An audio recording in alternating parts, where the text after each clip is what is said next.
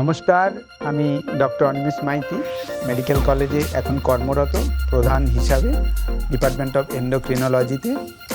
আমি একটাই কথা বলবো, ডায়াবেটিস কিউরেবল ডিজিজ নয়, মানে টাইপ 2 ডায়াবেটিস, এটা কন্ট্রোল করা যেতে পারে।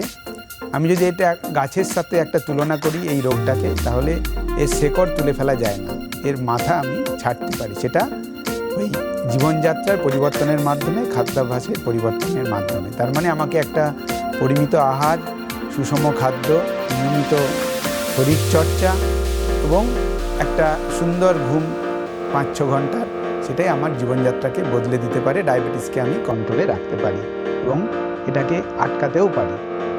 নমস্কার।